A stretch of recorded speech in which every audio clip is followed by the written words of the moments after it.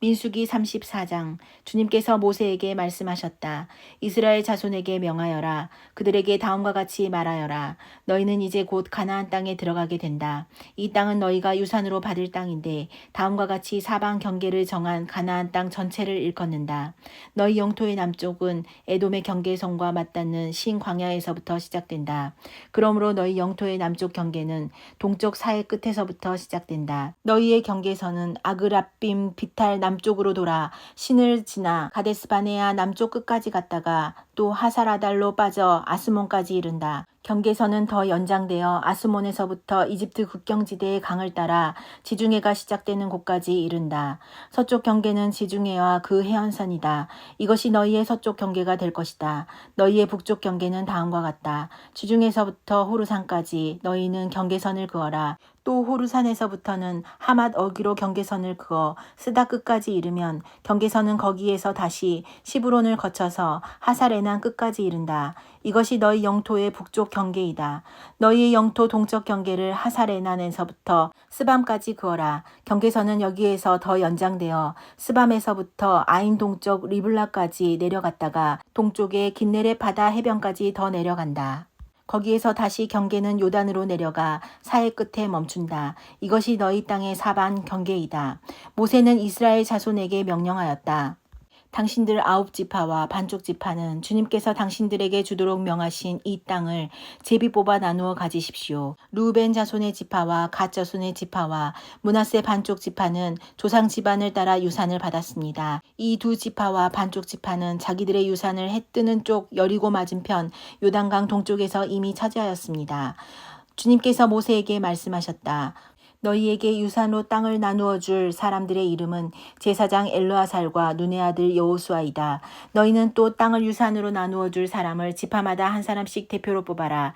다음은 그 사람들의 명단이다. 유다 지파에서는 여분네의 아들 갈렙이요, 시므온 지파에서는 암미우스의 아들 스무엘이요, 베냐민 지파에서는 기슬롯의 아들 엘리다시요, 단 자손 지파에서는 요블리의 아들 붓기 족장이요, 요셉 자손 가운데 므낫세 자손의 지파에서는 에봇의 아들 한니엘 족장이요, 에브라임 자손의 지파에서는 십단의 아들 그무엘 족장이요, 스불론 자손의 지파에서는 바르낙의 아들 엘리사반 족장이요, 이사갈 자손 지파에서는 아산의 아들 발디엘 족장이요, 아셀 자손의 지파에서는 슬로미의 아들 아하훗 족장이요, 납달리 자손의 지파에서는 암미우스의 아들 부다헬 족장이다. 이들은 가나안 땅에서 이스라엘 자손에게 유산을 나누어 주도록 주님께 명령을 받은 이들이다. 35장. 여리고 건너편 요단강가 모압 평야에서 주님께서 모세에게 말씀하셨다. 너는 이스라엘 자손에게 그들이 유산으로 받은 땅에서 레위 사람이 살 성읍들을 떼어주라고 명령하여라. 레위 사람에게는 성읍과 함께 그 주변의 목초지도 함께 주어라. 그래야만 그들이 그들의 재산인 가축대와 모든 짐승들을 그 목초지에서 기르면서 그 여러 성읍에서 살게 될 것이다. 너희가 레위 사람들에게 줄 성읍 둘레의 목초지 범위는 각 성에 다같이 성벽 둘레로부터 2000자까지 지역이어야 한다. 성을 중심으로 하여 성 밖 동쪽으로 2000자, 남쪽으로 2000자, 서쪽으로 2000자, 북쪽으로 2000자씩을 재어라. 이것이 각 레위 사람의 성읍에 딸린 목초지이다. 너희가 레위 사람에게 줄 성읍들 가운데서 6은 도피성으로 만들어서 사람을 죽인 자가 그리로 도피할 수 있게 하고 이 밖에 별도로 레위 사람에게 42 성읍을 주어라. 너희는 레위 사람에게 모두 48 성읍과 거기에 딸린 목초지를 주어야 한다. 이스라엘 자손이 가지고 있는 땅을 떼어서 그것을 레위 사람에게 줄 때에는 각 지파들이 받은 몫의 비율대로 떼어내도록 하여라. 많이 가진 지파에서는 많은 성읍을 떼어내고 적게 가진 지파에서는 적게 떼어내어라. 주님께서 모세에게 말씀하셨다. 너는 이스라엘 자손에게 말하여라. 그들에게 다음과 같이 일러라. 너희가 앞으로 곧 요단강을 건너 가나안 땅에 들어가게 되거든. 성읍들 가운데서 얼마를 도피성으로 정하여 실수로 사람을 죽게 한 자가 그곳으로 도피하게 하여라. 그 성읍들을 복수자를 피하는 도피처로 삼아서 사람을 죽게 한 자가 회중 앞에서 재판을 받기 전에 죽는 일이 없도록 하여야 한다. 너희가 레위 사람에게 줄 성읍들 가운데서 이들 6성읍을 너희의 도피성으로 삼아라. 그 가운데 3성읍은 요단강 동쪽에 두고 나머지 3성읍은 가나안 땅에 두어 도피성이 되게 하여라. 이들 6성읍은 이스라엘 자손은 물론이려니와 외국인이나 너희와 함께 사는 본토인이면 누구든지 실수로 사람을 죽게 한 자가 도피하는 곳이 될 것이다. 만일 쇠붙이 같은 것으로 사람을 쳐서 죽게 하였으면 그는 살인자이다. 그러한 살인자는 반드시 죽여야 한다. 만일 사람을 죽일 만한 나무 연장을 들고 있다가 그곳으로 사람을 쳐서 죽게 하였으면 그는 살인자이다. 그러한 살인자는 반드시 죽여야 한다. 이러한 경우에 그 살인자를 죽일 사람은 피해자의 피를 보복할 친족이다. 그는 그 살인자를 만나는 대로 죽일 수 있다. 미워하기 때문에 밀쳐서 죽게 하거나 몰래 숨어 있다가 무엇을 던져서 죽게 하거나 원한이 있어서 주먹으로 쳐서 사람을 죽게 하였으면 그는 살인자이다. 그러한 살인자는 반드시 죽여야 한다. 피를 보복할 친족은 어디서 그를 만나든지 그를 죽일 수 있다. 그러나 아무런 원한도 없이 사람을 밀치거나 몰래 숨어 있다가 무엇을 던지거나 한 것이 아니고 잘못 보고 굴린 돌이 사람에 맞아 그를 죽게 하였으면 그 가해자가 피해자의 원수가 아니고 더욱이 그를 해칠 의사가 전혀 없었던 것이므로 회중은 이러한 규례에 따라서 그 가해자와 피를 보복할 친족 사이를 판단해야 한다.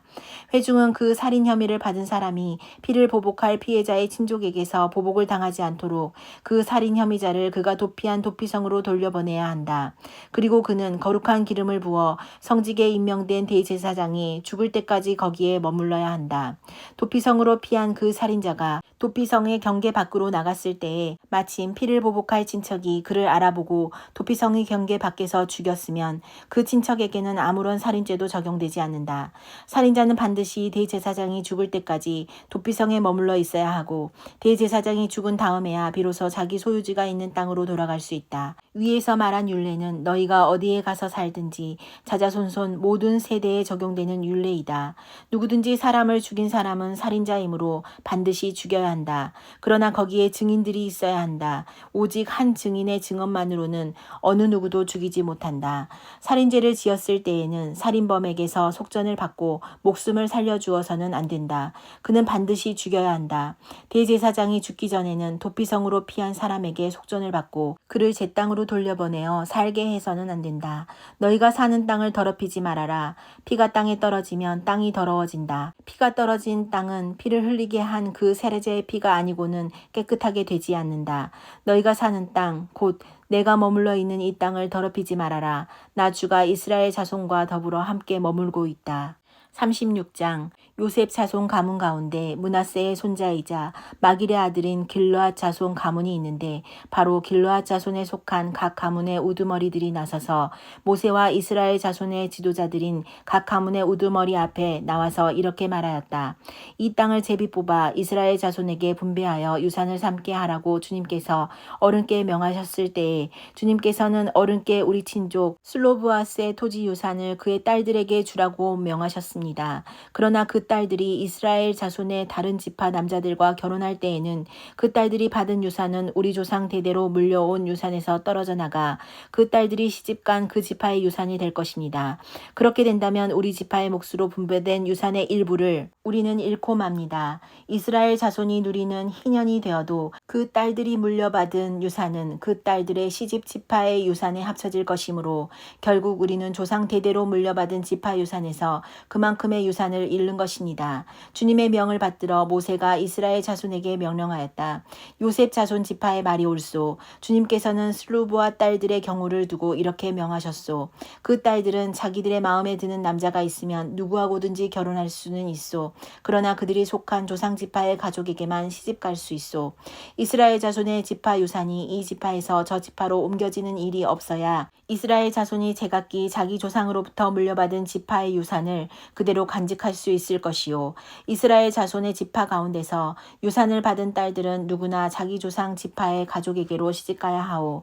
그래야만 이스라엘 자손이 지파마다 조상으로부터 물려받은 유산을 간직할 수 있을 것이요. 지파의 유산이 한 지파에서 다른 지파로 옮겨지는 일이 없어야 이스라엘 자손 각 지파가 제각기 물려받은 유산을 그대로 간직할 수 있을 것이요. 그리하여 슬로브앗의 딸들은 주님께서 모세에게 명하신 대로 하였다. 슬로브앗의 딸들 딸들 곧 말라와 디르사와 호글라와 밀과와 노아는 모두 자기 사촌 오라버니들과 결혼하였다. 그 딸들이 모두 요셉의 아들인 므낫세 자손 가문과 결혼하였기 때문에 그들이 받은 유산은 자기 조상의 가문과 지파에 그대로 남아 있었다. 이것은 주님께서 여리고 건너편 요단강가 모압 평지에서 모세를 시켜 이스라엘 자손에게 말씀하신 명령과 규례이다.